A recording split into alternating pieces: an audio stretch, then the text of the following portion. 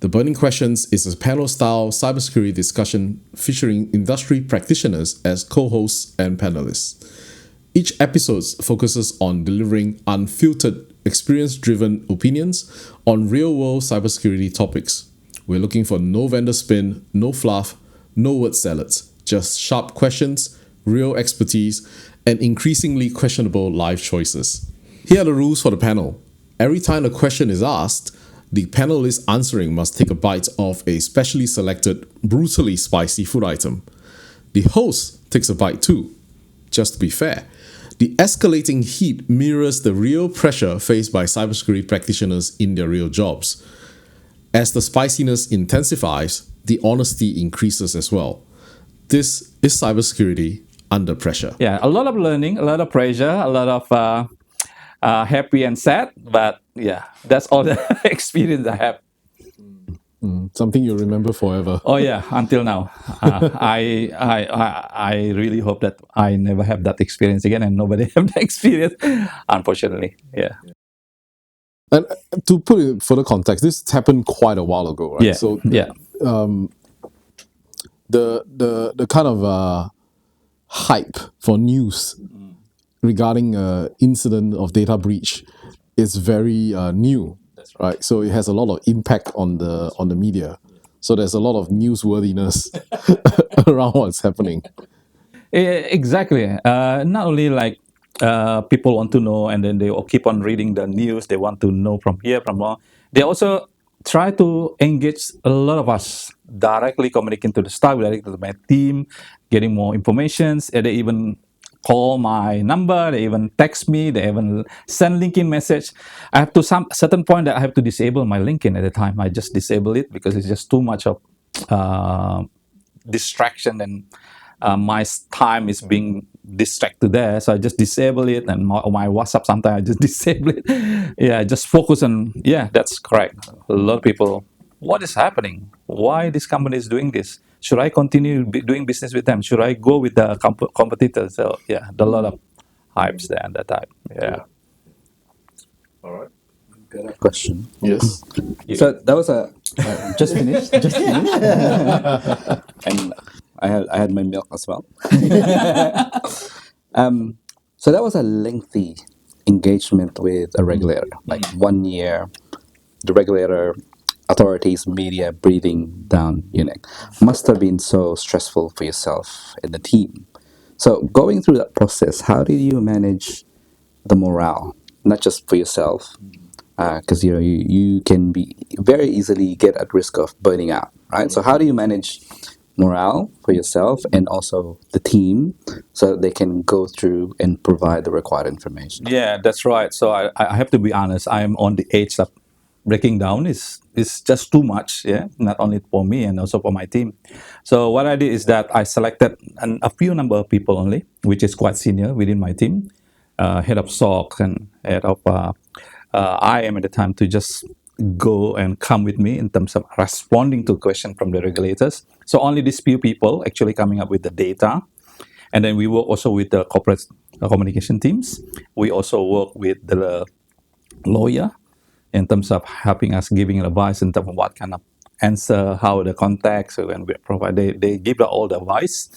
And then I have always the meeting with them regularly, and then keep them also, cheer them up as well. Not easy, but I keep telling them also, this is bad experience, but it's also going to be good also for your future, because you have that experience that you can bring on with your future later on. Yeah, this cyber incident may not happen to everyone, and then many people may be just reading it from the paper, but you experience it yourself. It's something that you can sell to other people. So I managed that in that way, and then they quite mature at that time as well, so they accepted it.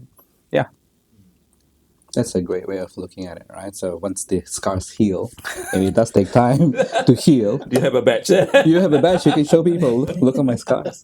I think the human aspect of incident response is always a challenge, and do you think there were things that on hindsight you went, oh man, I should have done that instead? Anything you can share with that? Well, yeah, we done the exercise. So working with the CMT crisis management team, something that we did every year, which is quite helpful. What I learned is that this is something I learned along the way. It's not something that I knew it. So along the way, because when you have the incident, you don't have time, right? And then you're meeting so many people. You're meeting your team. You're meeting your CMT. You're meeting the regulator. You're meeting the head office, asking the same questions. You have to consistently giving the right answer, the same answer to everyone, right? So what I learned along the way is that I need to bring somebody with me. It's like the scriber. Is actually I was the head of BCM as well, business continuity management. So they also know how to do scribing. So they follow me everywhere in the I meeting. So I meeting with the CMT, I meeting with numbers of committee, and then when there is a decision there, she always making the notes in terms of what decision has been made on this day, on that day, and by the end of the day, she will summarize everything, send it to me, and I look at all this. Oh, this is all look right. She send communication to all the stakeholder at the time. So I don't have to like keep repeating something that you don't have, the time that you don't have. Yeah. The other thing that I learned as well, we are the cybersecurity field. We're expert in our field, but we are not expert in legal. We are not like expert in the lawyer area.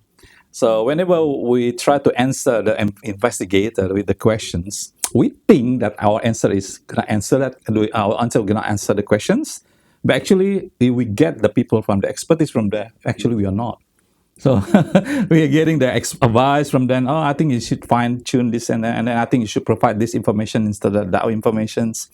Yeah, I learned from there. So I become like also learning about become the lawyer, how to read the right answer. So this is a two key thing that I learned during that.